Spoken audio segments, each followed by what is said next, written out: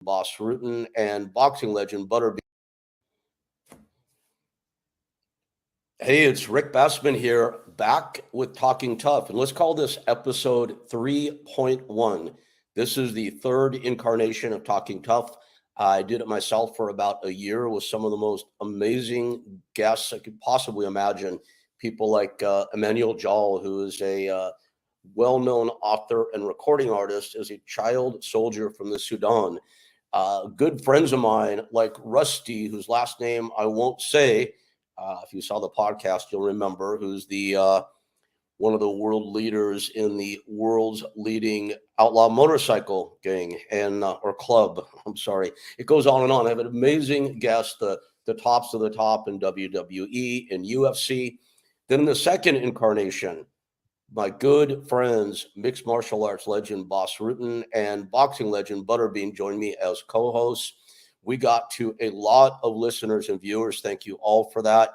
But we let it go at the height of the pandemic for a whole bunch of different reasons. It doesn't matter why.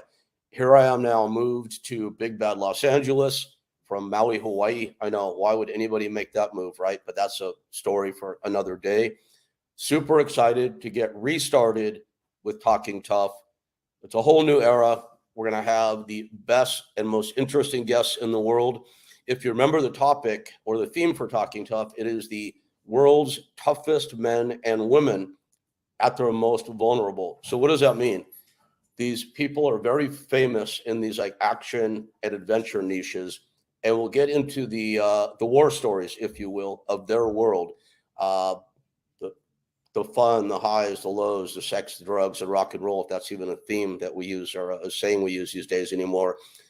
And we'll tell the stories and talk about the things their fans want to hear about. And then we'll get into the human side of each guest. Have they, how did they get to the top? Did they fall to the bottom? If so, how did that happen? What was their part in it? Are they still clawing their way out? If they are out, what did they learn in the process? And I think in following that trajectory, our goal is to entertain and inspire. The latter, because you'll find that your superheroes, just like yourselves, they have their challenges, they have their vulnerabilities, and like you, they have to find the best way out back to the top. So without further explanation, I am very, very happy to get ready for our first guest on the relaunch of Talking Tough. So recently, Netflix had a big hit series on the American Gladiators. And the Gladiators are, they were legends from a couple of decades back, and we'll talk about that, who have like really lived in the public consciousness ever since. It's a legend in a place and time that'll never be replicated. And then Netflix brings it back. And in the process of doing that, it reignites the Gladiator fever. Well, in that series, which is amazing, you have to watch it on Netflix, and we'll talk more about it when our guest comes on. There were a few people that were featured more than anybody else. And then there's one in particular who really stood out. This person, I didn't clock it or time it, but I'm pretty sure this person got far and away the most screen time. And there's a reason for that. There's an undeniable charisma, but then there's also a story, and the two together just combines for this dynamic individual who I'm very happy to introduce now, a longtime friend of mine, Lori Fetrick, also known as Ice from the American Gladiators. Hey, Rick, how are you doing? Good, Lori. I know it was a long intro. I haven't done this show for a long time. So hey, it's all good. That's awesome. had to get back to it. And I winged it completely. So I hope I did you some justice. And that's absolutely perfect. Absolutely perfect. I loved it. Good.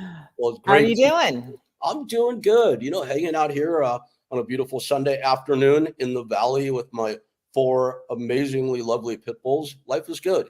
How about yourself? Awesome. Very good. I'm the same, hanging out in the valley right there next to you. That's amazing. Beautiful day in SoCal. How do we both end up back in this hole in the ground, otherwise known as the valley, huh? It is a hole in the ground, isn't it? Do people give you a hard time for being in California? I am getting so much shit over that. It's amazing.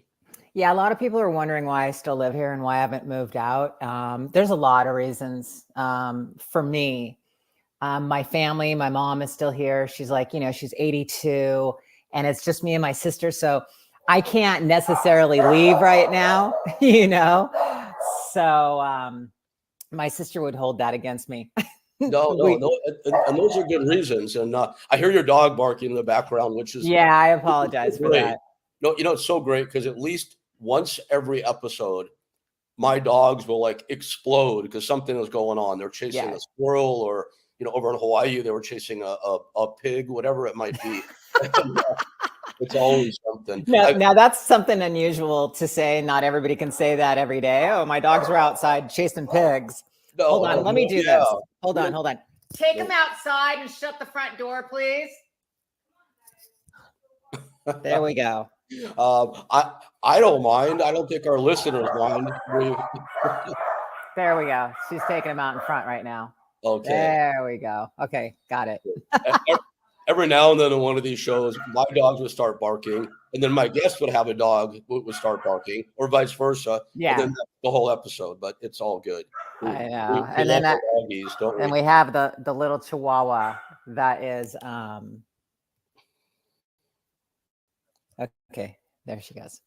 That did not sound like a Chihuahua. That sounded like a big dog.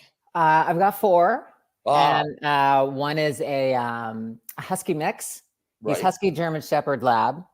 And then I have another one I rescued, and he's like a little Bichon poodle type thing. And then I do have the actual Chihuahua, and then I have like a small beagle mix that my stepmother gave me before she actually passed away. So they're an array of animals.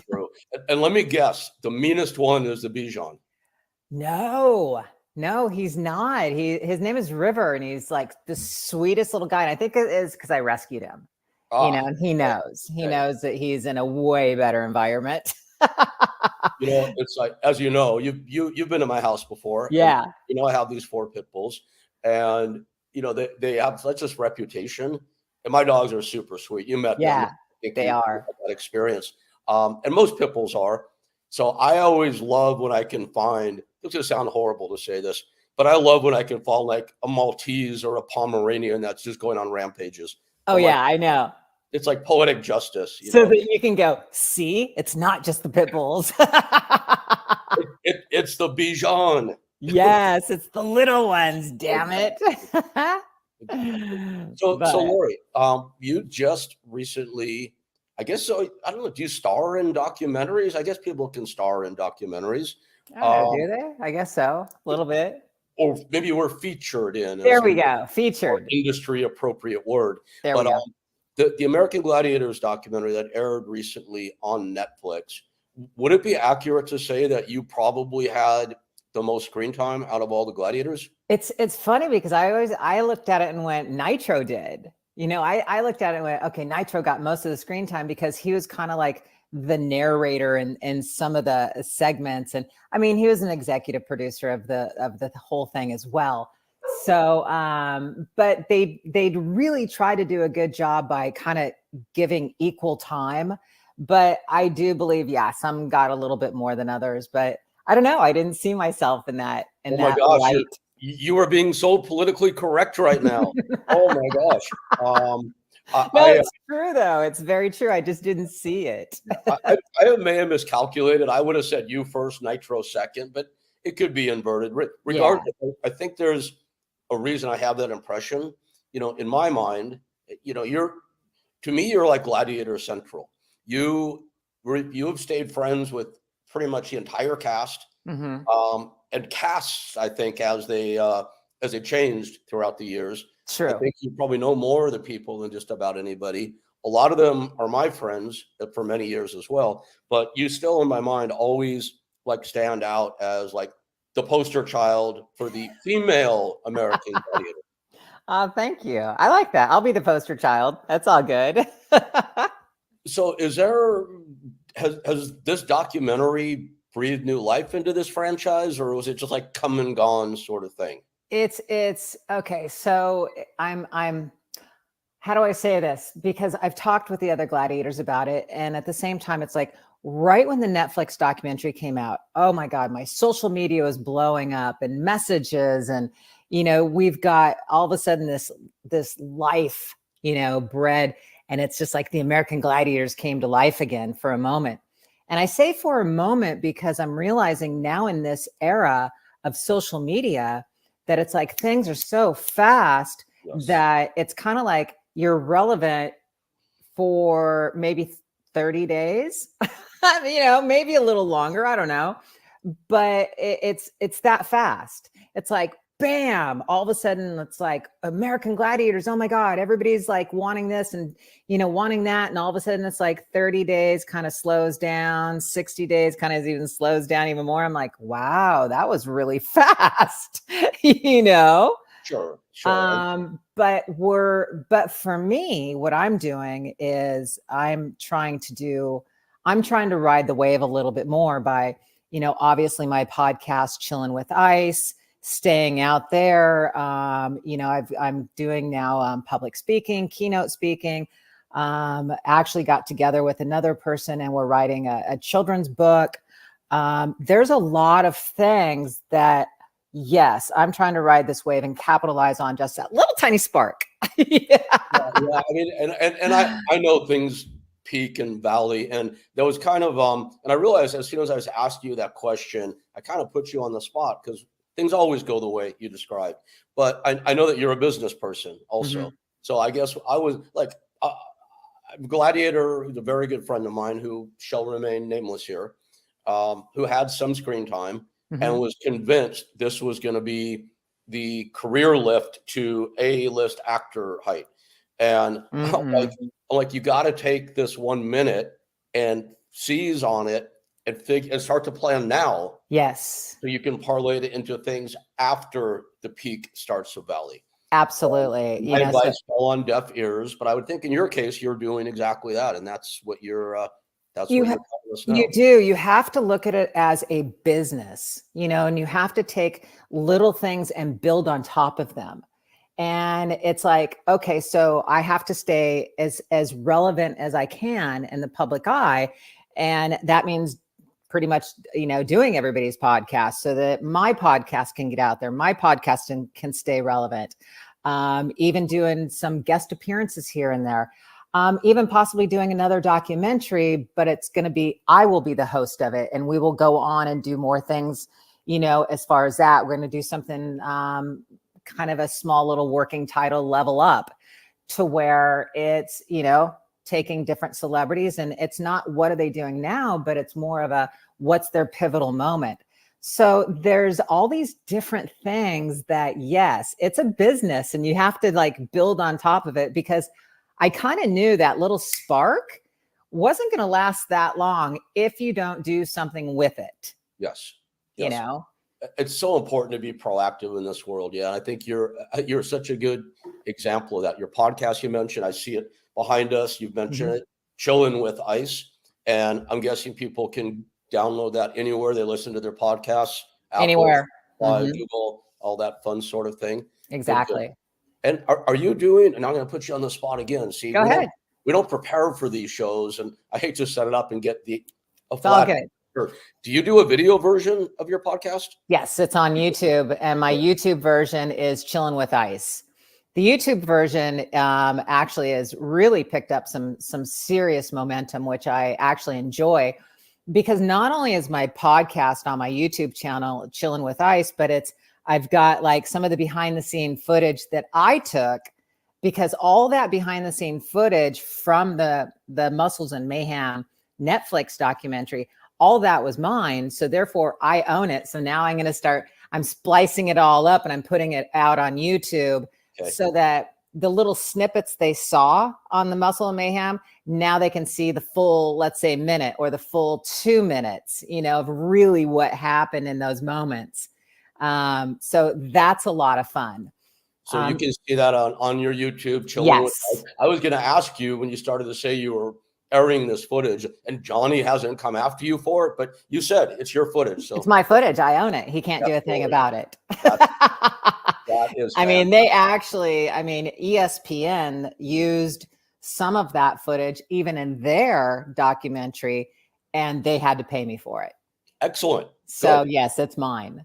Now, who owns the, and like we're probably going to kill people all this business talk, so we'll get Oh, into. but you know what? It's interesting because I think a lot of people are business people out there, and Yes, they do want to know. but they want to hear the ugly stories, which we'll get to in a minute. But who owns the IP for the various Gladiator characters? Does that stay with the show? No, that's a very interesting subject right there, because I had my lawyers look at a whole bunch of different things of who owns what can I do. MGM kind of basically owns the American Gladiator ICE uniform. Okay. And I say ICE uniform. So what I mean by that is I can have my podcast Chilling with ICE. I can do anything, OG ICE, Icicle. I mean, I can change it around a little bit, and it's just enough for them not to be able to touch me. Now, I cannot go out, put my uniform on, and appear and go, I love Premier Protein, in my ICE uniform. I cannot do that. They own that. But if you were endorsing Premier Protein, they could say, and here is American Gladiator Lori Fetrick ICE, as long as you didn't have the character ID. Oh, here's the other thing. I can say that as long as right before that nice little sentence, you put former American Gladiator ICE. Rick, it's all in the wording, as you know. I do. I mean, we've all probably read extensively about some of the fights former WWE talent have had over their names. Oh, yeah. And, more often than not, it reverts back to WWE. Sometimes the characters, famously recently, Ryback was able to win his name. And that is interesting. I think you're right. There are people out there who wonder how this works. And I'm glad we got a chance to touch on that. Yeah. And it's unfortunate, to be quite honest with you, that they have such a lock on these particular names. I mean, there should be something like not in perpetuity to where it's like for life, but it's like, okay, so you can't use the ICE name, let's say for, I don't know, let's go 5-10 years after the show is over. That is more, okay, that seems more sensible, but it is what it is. And that's the entertainment industry, as you know. Well, that's the entertainment industry. And talent and representatives, I think, in the year 2023 are a lot more savvy to that now. Yes. Than they were when you and I started our careers, back in the 80s, dare I say it. You would never know. You look great, by the way. Thank you. Yes. I got my lighting all wrong today. I usually like to do my podcast in the dark because I look much better that way. Oh, stop. You look great. You were doing great, my friend. It's like I remember representing fighters to fight, in Pride or K1 or go do one pro wrestling match for New Japan Pro Wrestling or whatever it might be. And the contracts, and it would always say the same thing in the contract, talent or wrestler or fighter, whomever, hereby agrees to give up the rights to their character name and likeness on a worldwide basis in perpetuity. And I'm like, for one match, 100%. Are you kidding me? It's like, yes. And a lot of people will just sign it. And because a lot of people don't know what in perpetuity means. or worldwide. Right? Yeah. Oh man. Yeah. So it's like, I don't know. For those and for those of the people out there who still don't know what it means for life. Forever. Forever. Yes. Yeah. It's pretty scary. So, Laura, as an American Gladiator, can you kind of give the viewers a picture of what the experience was like at the moment the Gladiators kind of like got over that mountain and became famous? You were a hired gun who probably got into something. You're like, what the hell is this? This looks cool. Yeah. Maybe it'd be another gig for a minute or a week or a month, even though they're saying it's going to last, and then boom, it explodes. Let's take them back to that time. First of all, it's like, let's take them back to the late 80s, early 90s, to where everybody had big hair, and it was the whole oh my God, the Hulk Hogan's, and it was Crash TV, and anything went. I mean, it was just everybody loved this era of the early 90s. Excess. Yes, and so when the Gladiators hit the scene, when I was on my very first season, it wasn't all that huge yet. I mean, I just kind of came in at the bottom to where they got over that pilot. They got the ball rolling a little bit, but they were still climbing up that hill to see where this show was going to go. So I come in my first year, I do it. I have an absolute blast because of the fact I didn't know what to expect. I just saw the show on television one day and went, oh my God, I can do this, because I'm an athlete, and also because, bodybuilding and all that. So for me to get to tackle women, to get hit off of the human cannonball, to put my body through that type of regimen to entertain people. And I didn't look at it as entertaining people, believe it or not. I looked at it as I was out there every day fighting the fight. I love that competition. I had that fire in my belly to where I wanted to win. I was just that girl. I was that competitive. So once we went on tour, I think that's the turning pivotal moment, that we realized how big the show had become and how popular it had become. We did a 126 city tour. On a tour bus, we were like rock stars. We'd go into a city, they'd set up the night before, we'd walk in at 6 o'clock, we'd eat dinner, basically the bell would ring, let's put it that way, at 7:30, and boom, our name was called and we ran out on the floor and we did the show that night. We'd pack up, sign autographs, go on to the next city. And it was like the rock star tour. We were like a family inside the bus. We fought, we argued, just like brothers and sisters. We got on each other's nerves, but at the same time, we still were able to work together, have fun together, and party together. So when we did that tour and then we came back, first of all, we filled Madison Square Gardens. So that moment right there, when we walked out in Madison Square Gardens, Rick, and we saw, I think it holds 19,000. Is it 19,000? That's about right. Yeah. Yeah, 19,000 people. And it was sold out. And you hear the audience and the roar and the chanting of your name and the American Gladiators. That's when you know, wow, we've really hit the big time. We actually have become that television show, and our characters and the stars of the show actually just boom, we're there. So even at that moment, it was so surreal that I just never took it for granted. I just really, really never took it for granted. I never looked at myself as being famous. The only time I realized, you're going to laugh at this, the time that I realized, oh, wow, I'm a little famous to use my name here and there. And that was to get a good table at a restaurant, to, maybe walk in the front of the line at a club when the line was a half a block long, things like that. It's a good use of fame, Lori. I'm all in support of that. It's the little perks, that you do get when you reach a certain fame level. And go ahead. Sorry. Yes. No, I was just going to say you get those little perks, and that is kind of the really the fun part about it as well. I just never realized I never looked at myself as like famous.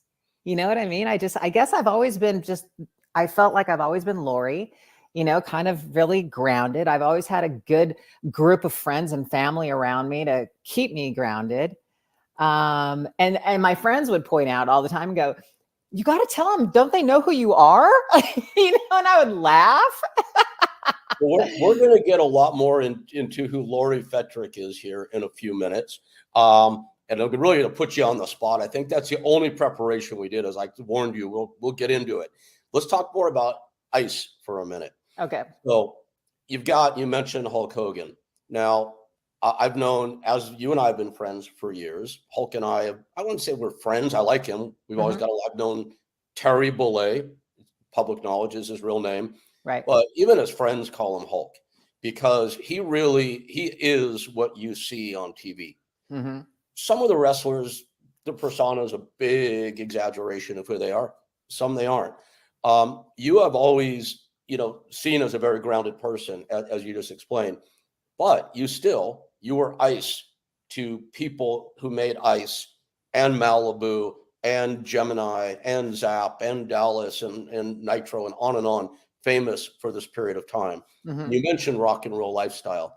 And I want to throw some quick things out. You can answer or not, but we're going to try anyway. The characters, the gladiators. Who was the toughest one?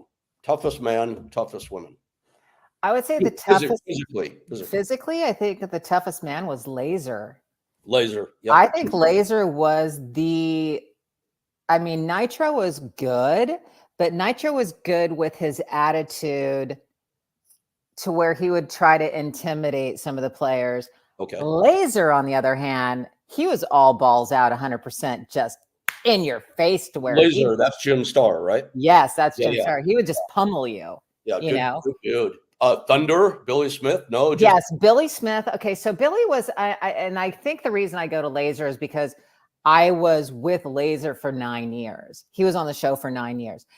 Thunder came in, and Thunder was only on it maybe, I want to say maybe 2 or 3, maybe 2 seasons, something like that. But no doubt, Billy Smith was an amazing athlete as well as how big he was. I would have been hate to been hit by that man.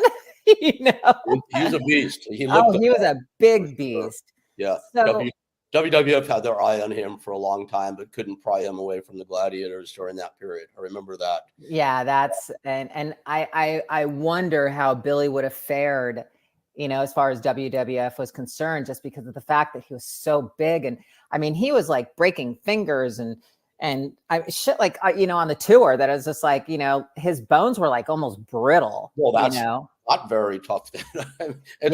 You have attitude. Who was the toughest woman of the American Gladiators? I was. Who was second? Jazz. Okay. Jazz was tough. Jazz was strong, big, athlete. Yeah. And Zap was scrappy. Zap was very scrappy, good athlete, but just kind of scrappy. That's all that. So I don't know why that word fits her. She was good, but I would call her scrappy. Okay. And then on the next one, I would say Blaze was good. Blaze was very good, but yeah, I think Lori, if Shannon Hall is out there listening to this, okay, so. Here's the thing, though. Fly to LA and beat you up now. No, I was better at many of the games. I was better at more games than Shannon was, and it's funny because Shannon didn't really have the chance again to perform all those years. Right. She only came on, like, I want to say 1 or 2, even not seasons, but 1 or 2 episodes on the actual television show. And then she did obviously the live show down in Orlando.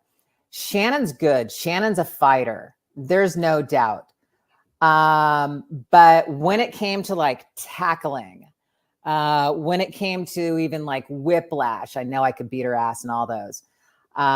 Joust, I don't know. I've never jousted her. She's so damn strong. I don't think I'd ever want to joust her. Yeah. It's like because of my not so giant size, one thing. And because of my friendships, I've messed with, playing around with so many female pro wrestlers. And I went a sparring round with Ronda Rousey once, which did not turn out well for me. Oh my God, that would have been cruel to see. We're the same size, and her manager put us up to it. And a lot of the pro wrestlers, I would say that Dallas, Shannon was somebody I never even would have tried to goof around with. No, exactly. Yeah, see, and everybody has their strength, because the games were very versatile. So therefore, you had to be super agile. you had to be fast, you had to be strong, and there are certain games made for certain players, you know. But yeah, Shannon was pretty tough. She was pretty tough. I think that if she were on the show the entire time, her and I would have probably been an equal basis. That's cool. Yeah. You know, I'm surprised that you kind of went as far as like ranking who the toughest people. I didn't think you would do that. But I've been asked the question before. That's the only reason I know that. But since you have, maybe you'll answer the next one. Who was the worst behaved gladiator on the tour? Behaved on the tour. Yes.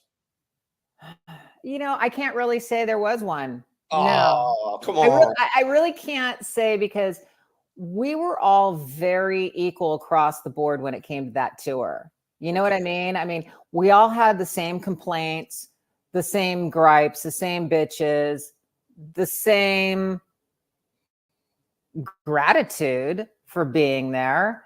But yeah, it was kind of equal across the board when things weren't kosher of how the tour was either being ran or the meal situation. Nitro just did my podcast, and he goes, yeah, there's a few girls that were some divas on the show. And I was like, who?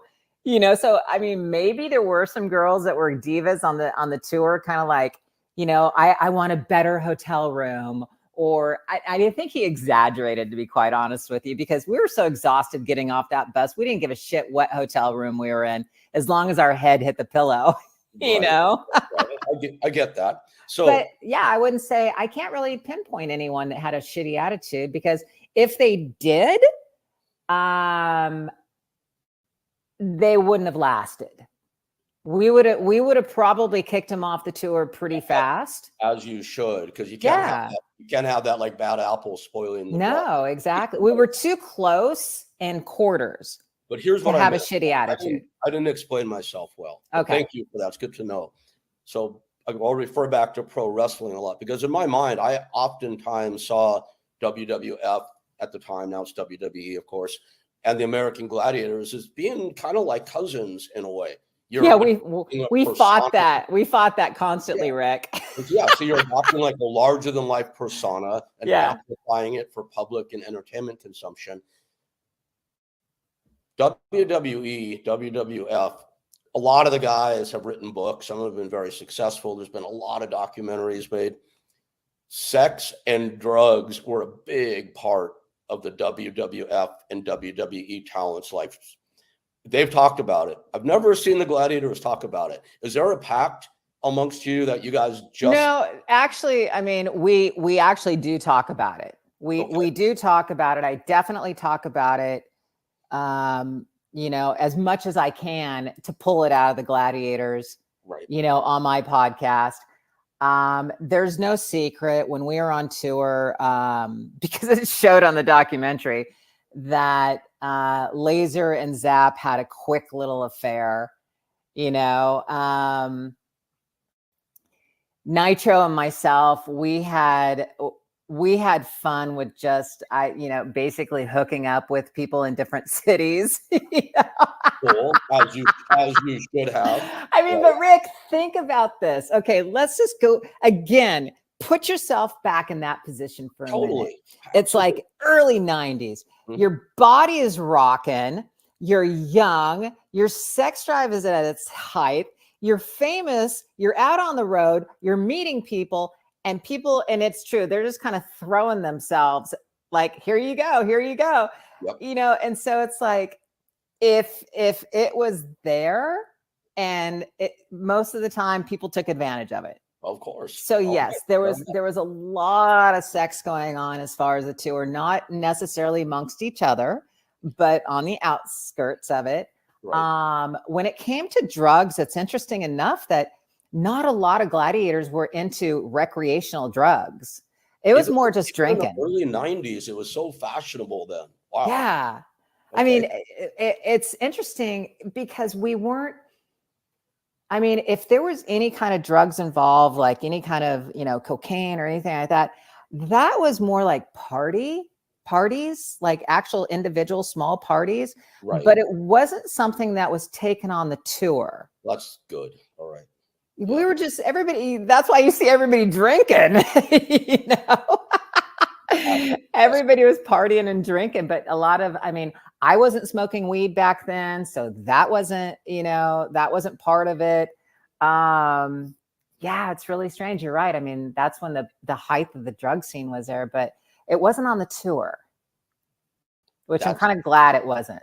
that's amazing, actually. That's why you guys kept it together and were successful. Yeah. But yeah, it could have easily gone in the other direction. Yeah, it could have gone really bad. And I think that's where we kind of went, you So, know. so looking back at the height or the fame of Ice at the height of the American Gladiators during that tour and during that era, is there anything that you look back on and go, oh, now being a little older and a lot wiser, that you look back on and say, hey, I wish I had done that differently, or I wish I had taken more advantage of this. Does anything come to mind there? I don't really have, I wouldn't say there is one thing that I would do differently on that tour, because it was just an absolute fabulous blast. I can't say that I would go and do anything differently. It was just, it was so much fun, and it was such an experience. I mean, that's an experience that you can't, it's hard to even tell people how it feels, to be on that bus with 10 other gladiators and going from city to city to city and performing in front of thousands of people every single night.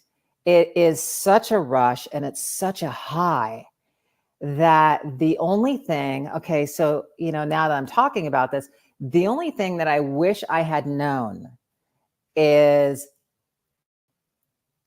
coming off the tour and coming down from that high. I wasn't prepared for.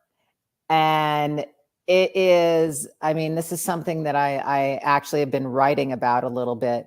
And that is, that first week that we were home, it was like, there was this like emptiness inside. And I couldn't figure out why I felt like a little depressed or a little sad or a little empty, and then you have to look back and go, okay, well, I was just on a 6-month tour with an entire family every single day. And then all of a sudden you come home and it's like done and it's gone, and it's a very lonely feeling for a moment too. So how do you deal with that? How do you come back? And let's equate it to this. Right now in America, people are losing their jobs left and right. And that's a very, your job is crazy amplified for what you did. But I don't want to call anybody average. The American citizen, they get fired. Their identity is built around their job. Correct. Their living is built around their job. Their self-esteem, for better or for worse, largely built around that. How do you deal with that? You're on the road, you're going nuts, things are great. Now you're home by yourself or with whomever. Yeah. How do you process that? How do you deal with it? How do you get your sense of self-worth back? It's a process. It's a small little process. It's a time process as well. I allowed myself to feel those feelings first and foremost. If you push those feelings away and you keep pushing them down and pushing them away, they're going to come back. They might come back in a whole different way. So that first week, maybe even the first 2 weeks, I allowed myself to feel a little down, feel a little empty, feel a little lonely, feel a little depressed.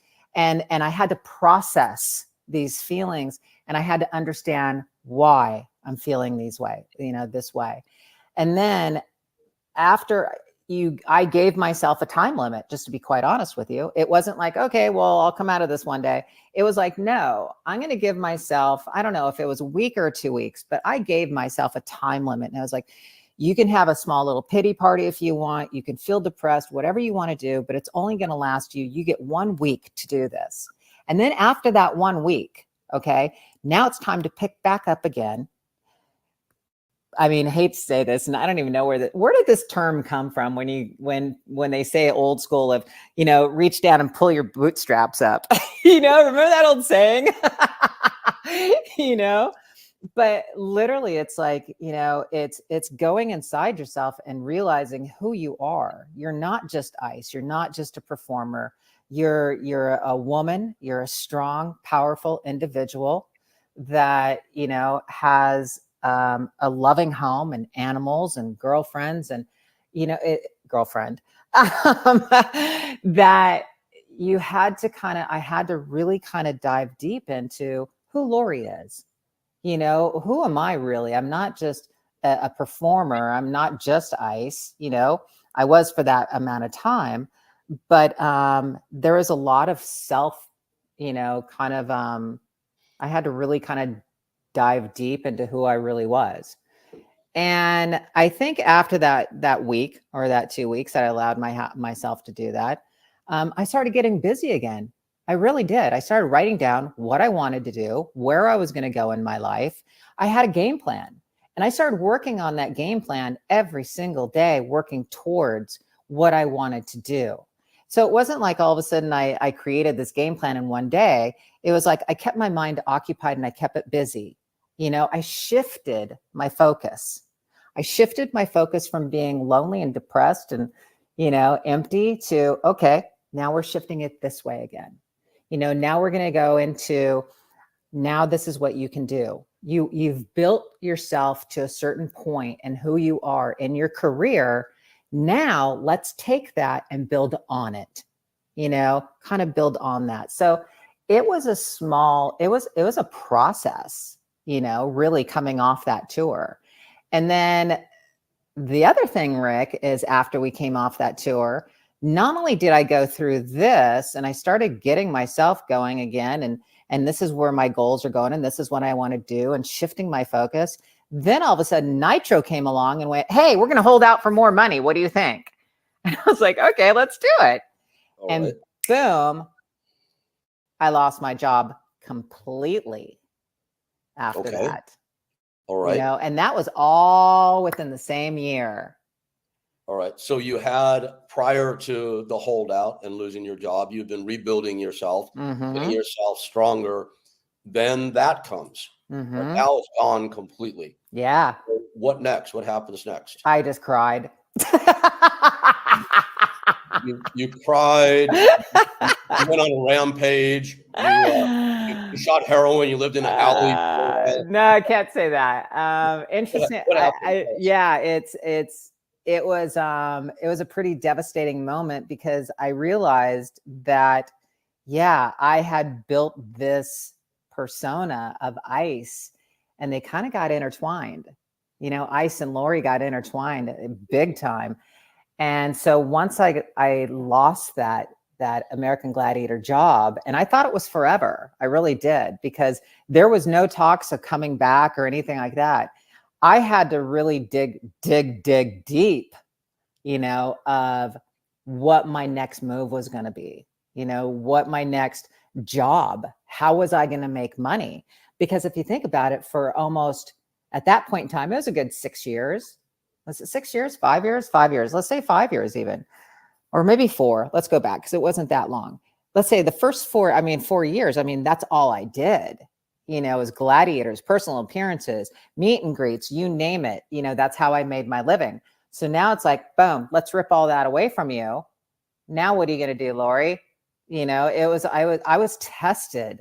I was tested big time. And I'm a very strong mental person. I realize that. I don't have an addictive personality, so I didn't go down that rabbit hole whatsoever. Thank God I'm not that person. But mentally, I had to dig deep and pull everything out that I had in my arsenal, basically, let's put it that way, to look at my life and create. I had to start creating a whole new career, because that one was taken away from me. So I went into personal training. I thought about, okay, so I'll open up a fitness facility. I started, looking for investors. I started doing all that. And in the meantime, I was doing personal training, keeping my body in shape. And then, believe it or not, about 6 to 7 months went by, and they were ready to look at the next season because they had already filmed that season. And I got the phone call to where they asked me back for the following season. And that phone call was, I couldn't believe I was taking the phone call. Let's put it that way. So at that moment in time, that was yeah. Everything. And it hit me to where it's like, I had to think about it and go, do I really, this is what's even more crazy.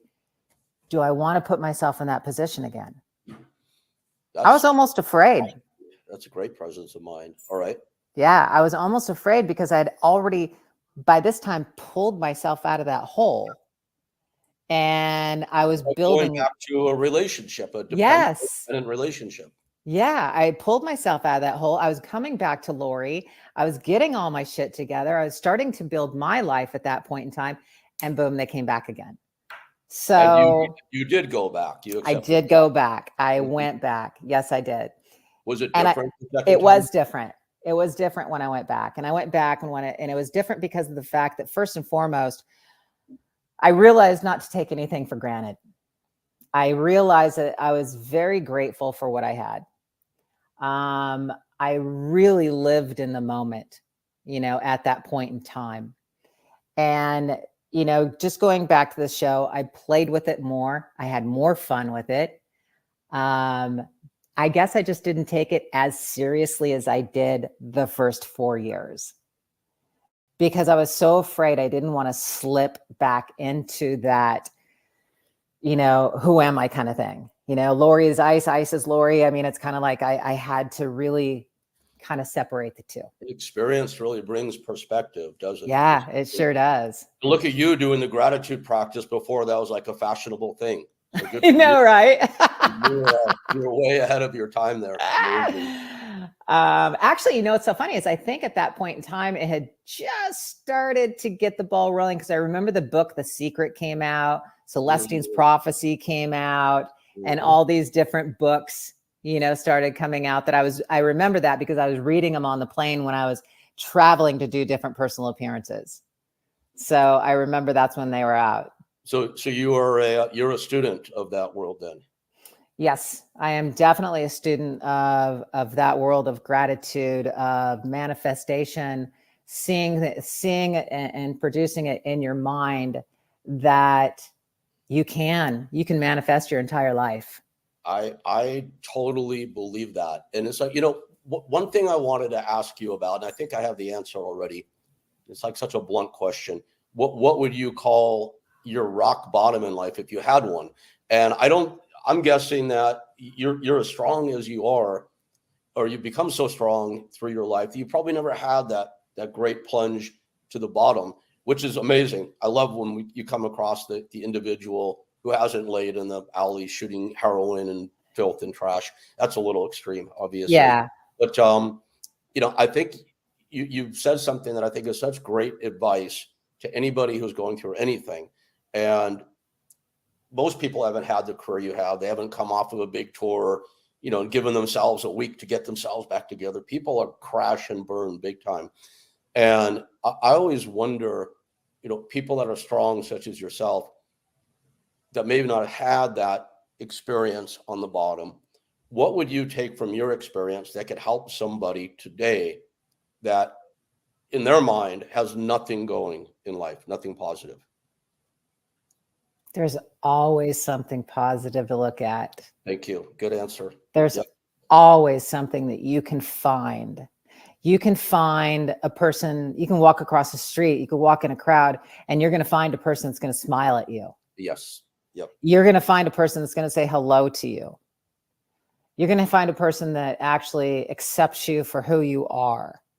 There are many things in life to where I know exactly what you're talking about, to where some of these people are just rock bottom. They have nowhere to go. They feel like life is, dealt them a shitty hand, and that everybody is against them.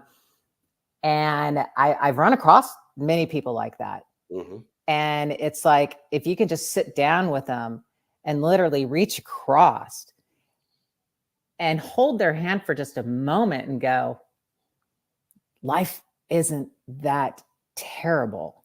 Right. You know, you can find something positive, something. You're Somewhere. alive.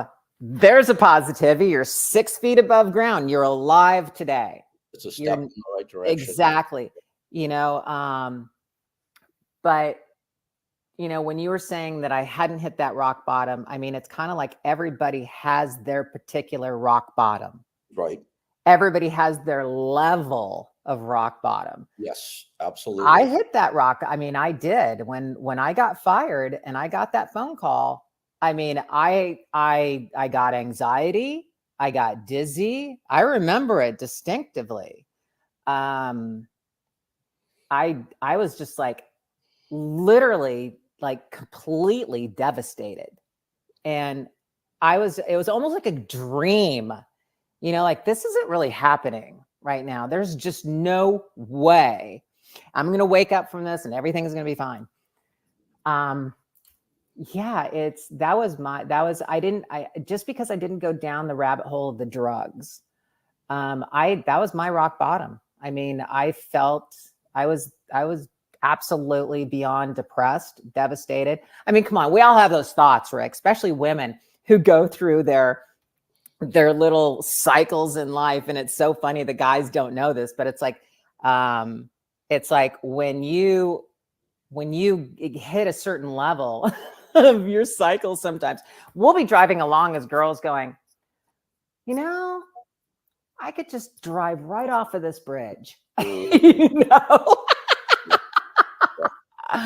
And it's just a hormonal bullshit thing that we go through, you know, once a month. But yeah, I mean, it's like I hit that level. I hit that moment, you And, know. and you handled it beautifully. I mean, what a great process to give yourself a week. That is so strong, and it's such great presence Okay, of mind. maybe 2 weeks. Oh my God, Lori, shame on you. 2 whole weeks. Wow, well, that's amazing. I don't know if you remember the name Charles Swindoll. He was one of the first gurus of the secret type of movement. Mhm. And he had a famous thing you'd see on walls years ago. It said, "Life is 10% circumstance and 90% attitude." Now, I don't know if that's Perceptive. exactly the Yeah, right percentages or whatnot, but it's pretty close. it And is real close. you know, I've seen people that are stripped away, as you were describing. There's nothing. So they might even say, well, how would I get someone to come hold my hand? And that's a mind thing to me.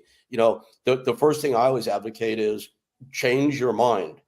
And someone's going to say, but I have nothing. How can I do that? Well, you have to do it internally, but you don't have a penny. You can't get on a bus. Walk into a church. Now, I'm not a religious person.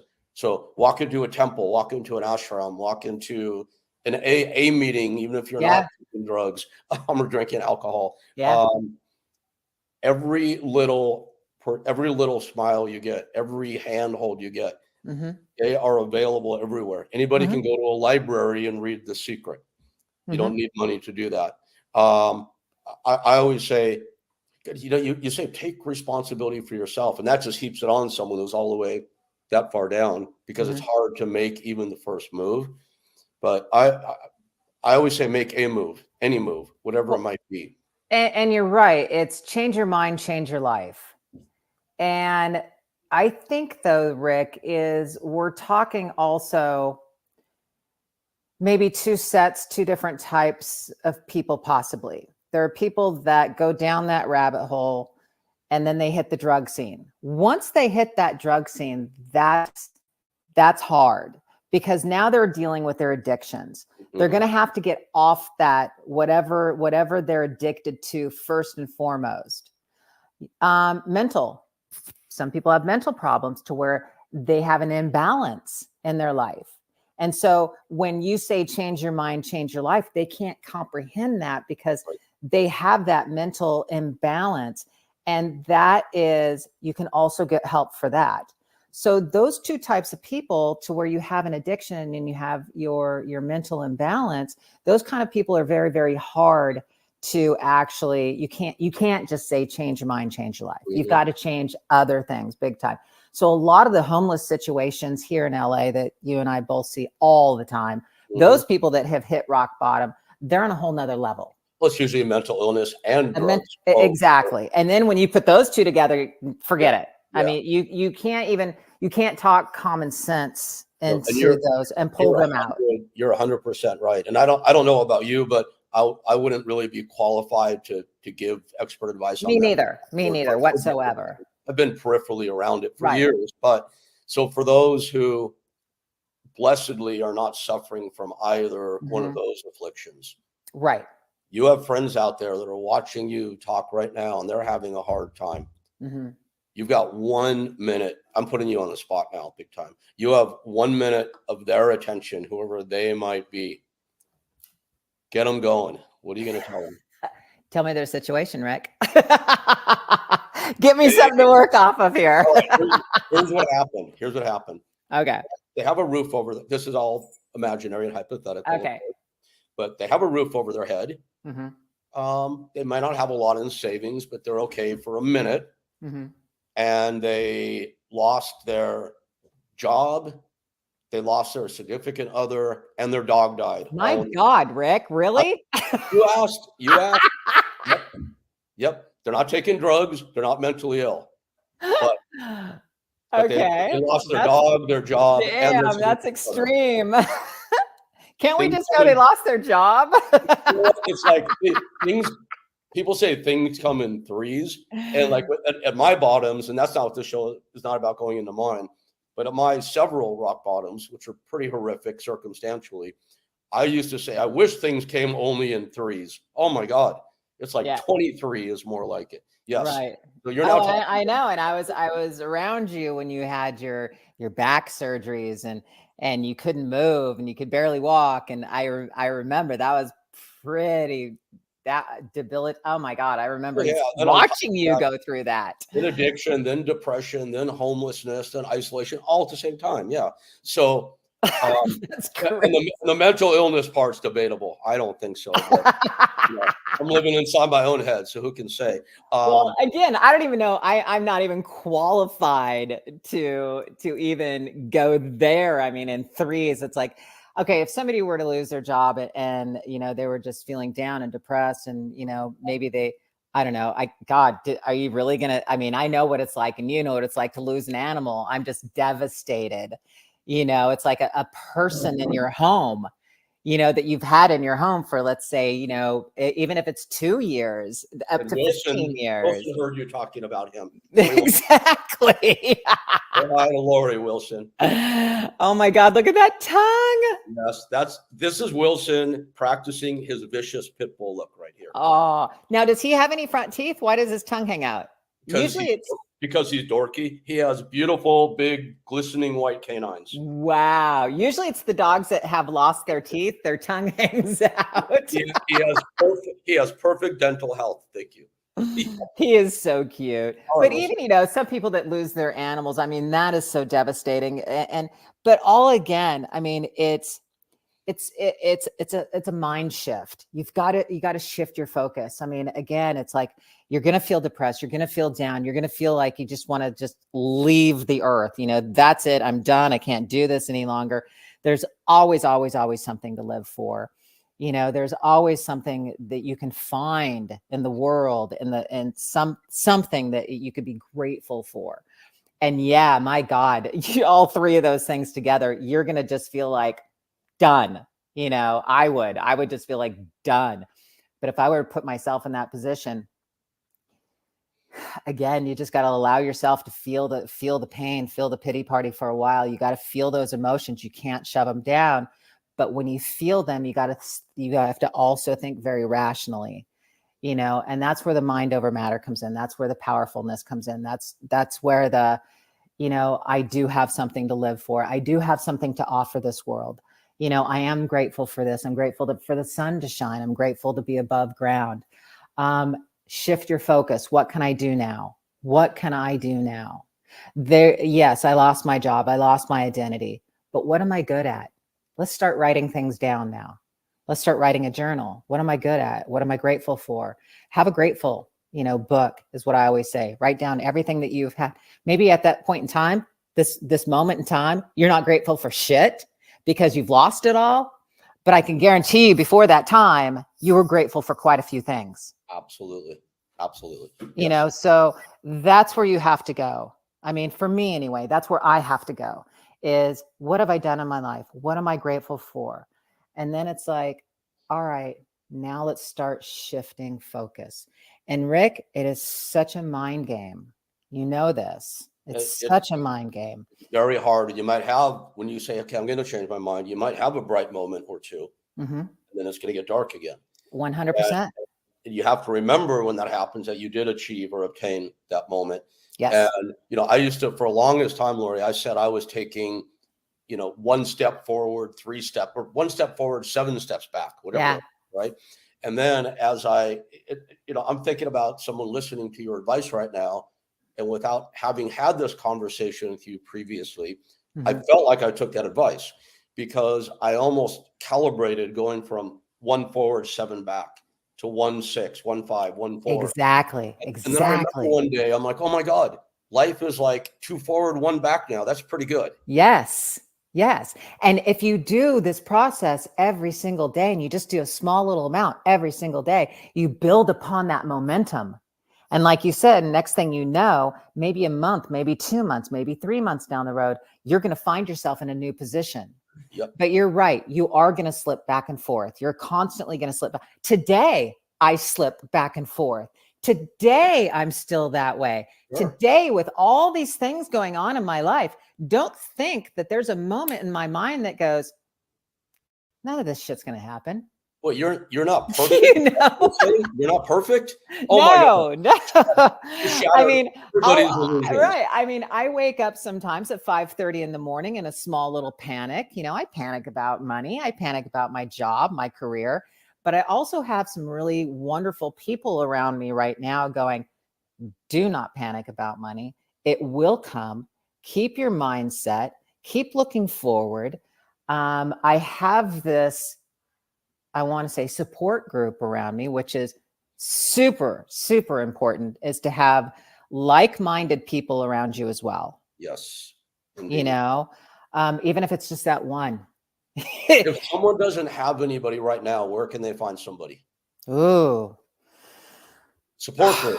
For a support group. I mean, there's a shit ton of support groups out there, but you got to actually find out whatever that support group is for whatever position you're in. Yes, exactly. You know what I mean? I'm so glad you're bringing this up because I kept pressing you for, what do you say to the person who's all the way down there?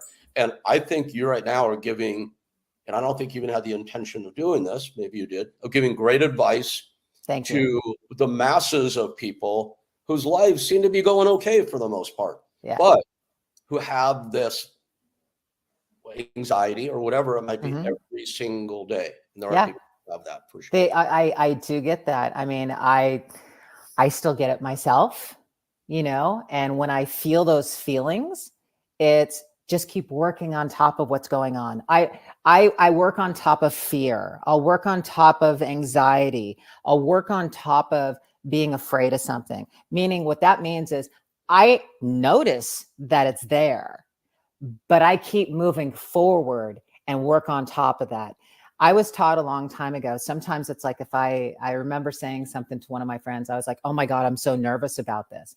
And she corrected me right away. She goes, Lori, you're not a nervous person. Nervousness is surrounding you right now. That's what's happening. But you as a person are not a nervous person, so you need to learn to operate on top of that. And that was one of the best advices I ever got, So yeah, it's an interesting process going through life and getting older. Life is a journey, is it not? Yes. I don't know about you, but I'm guessing the following probably applies. It's like, I'm always learning. I know many people, my age, younger, that say, oh my God, if only I knew then what I know now. But they always think they're perfect and they've learned everything in the now. Mhm. We all know people like that, I'm sure. Oh And for yeah. me, I mean, I still feel like a juvenile half the time. I'm like, Mhm. what am I going to do when I grow up at 61 years of age? It's like, I never feel like I'm quite grown up or quite there. But what I do recognize, I think, is you have the choice to learn from past experience.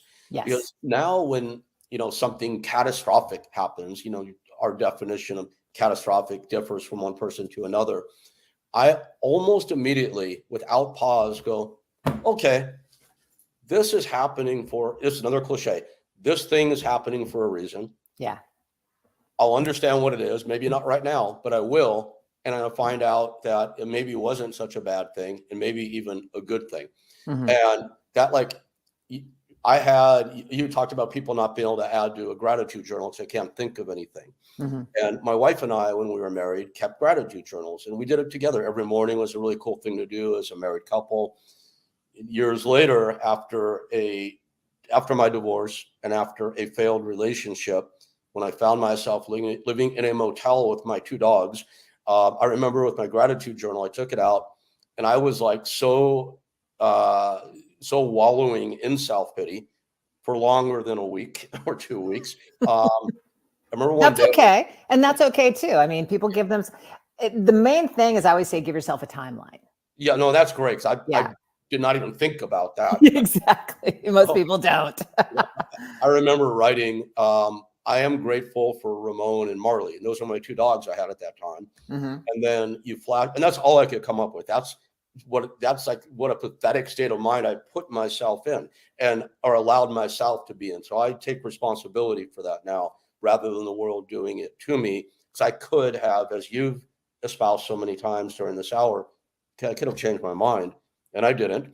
But there's a point to this. A month later, I watched Marley's crushed body pulled out of a trash bag by an animal control officer, and Ramon was missing and was gone for half a year. So that one thing I had been grateful for was now gone. Mm. And then there was more and more and more. That's when things came in 23s and not threes. But here I am home today with my 4 beautiful pit bulls. I just came back from Best Friends Animal Sanctuary in Utah. It's the world's largest nonprofit for dog rescue. And I had dinners with the leadership there one-on-one. These are people that raise over $100 million a year for dog rescue and advocacy. That is And so cool. we're doing projects together now. And I'm like, and I help Linda Blair with the Linda Blair World Health Foundation, my dear friend Linda Blair from The Yes. Exorcist. And none of this would be what it is today if that had not happened with my dogs 2 years ago. There Because you have it. if that happened to my two dogs all those years ago, 10 years ago, that's what got me into it. So I can look back at Marley's body being pulled from that trash bag now. And while it still makes me sad, Of course. I still feel it viscerally. I Yes. can now say, I see why that happened. I see what that has brought to my life. If you think about it, some of the worst situations that we have been in our lives have been the absolute best learning lessons. And that you just grow from every single one of those, every single process that you go through, and it's it's like for me getting older and looking back on my life on all the different things, because right now I'm actually writing this. It's funny that you say that because I'm writing out right now, like literally all the shitty things that's happened in my life, Oh, and the reason why I'm doing this is because I want to know it more in depth what I have learned and what my journey is from those moments. So I'm actually, I mean, it sounds like kind of like, God, why would you want to relive those things? It's not reliving them, it's acknowledging them. And from acknowledging them, you can look at it at this point in time and go, okay, what have I learned from this? Have I become a better person? Have I grown from this experience? And I've noticed as I've gotten older, people say you get wiser. And my little thing is, yes, you get wiser, but you also learn to call yourself on your own shit quicker. Indeed. Yes. So you're doing all of this as part of your continual growth because we never stop growing. Correct. And So that said, what's next for you in life? What are your goals? What do you want to be when you grow up? I know, Rick. I still don't know what I want to be when I grow up. I have the Peter Pan syndrome. That's my favorite movie is Hook. Everybody, you know, they kind of laugh at that because Oh I my love God. that. I love that Yeah. childlike Yeah. fantasy, you know, that I don't want to grow up, you know, and that maybe that's a small little problem of mine. I don't know, but what's next for me? I have felt for the last 10 years, maybe 20, to be quite honest with you. And this was before the Netflix doc came out, but mainly in the last 10 years, I kept feeling this feeling internally, like I'm not done yet. There's something inside of me keep going, I'm not done yet. I need to be out there. I need to be speaking. I need to be talking to people. I want to encourage. I want to motivate. I want to inspire. So I think this is where it's like, you know, the podcast is coming around and then that will lead to something. And then public speaking, keynote speaking. I'm actually doing something in this December. I'll be a guest speaker for the LAPD. Which is going to be a lot of fun about about fitness and everything else and why it's so important. So, you know, these type of things bring me joy. And yeah, I've always wanted to do a children's book. I think it's going to be a great, amazing little adventure for me. And then I want to do some more documentaries. I want to be on camera more. I love being on camera. I just absolutely love it. So it's finding the right group of people to actually get me to where I'm going. I cannot do this all on my own. I have the visions. I have the thoughts. I am manifesting it. And I'm starting to meet these key people in my life right now that have taken me already just in the last couple months and have done so much for me that I can see where this journey is going to go. You know, so I'm excited about the years to come. And you potentially have a new manager now, a gentleman I believe I introduced you to not long ago in his company. Good. Yes. And that's hopefully proved helpful or will. Okay. Come on, Rick. You know how managers and agents are in this town. Well, I know both sides of it. I know how managers and agents are, and I know how clients are, and you know, it's tough. It's a tough relationship. There's no doubt. Believe it or not, I picked up a business manager actually up in Canada that's doing more for me in the last 2 months than I can say all my managers and agents have done for me in the last 5 years. You know, so super grateful for her. So apart from her and anybody else who might be in your sphere right now, let's break this down. You have the podcast. Once again, how can people find your podcast? Okay, so podcast is on across the board wherever you listen to a podcast. It's called Chillin' with Ice. I will be on iHeartRadio real soon because I'll be underneath their wing. YouTube channel, Chillin' with Ice. All my podcasts, all the fun little videos. My social media across the board is lori.ice.fetrick. That's FETRICK. That's TikTok, that's Instagram, that's Facebook. My website, lorifetrick.com. That has everything on it to where people can hire me as far as guest speakers. I've got my merchandise store there, a little merchandise store called Ice T-shirts, which is fun. Ice T-shirts, nice. Ice T-shirts. Any kind of meet and greets. It'll have my schedule on my website as well, where I'm going to be as far as autograph signings. If anybody's interested in hiring me for autograph signings, they can find me there as well. Rick, I'm across the board on social media. You can't miss me. And that's great. That's great. Yeah, I wanted to know how the public could find you and listen to you, and how the private sector can find you. And and now we know. Yes.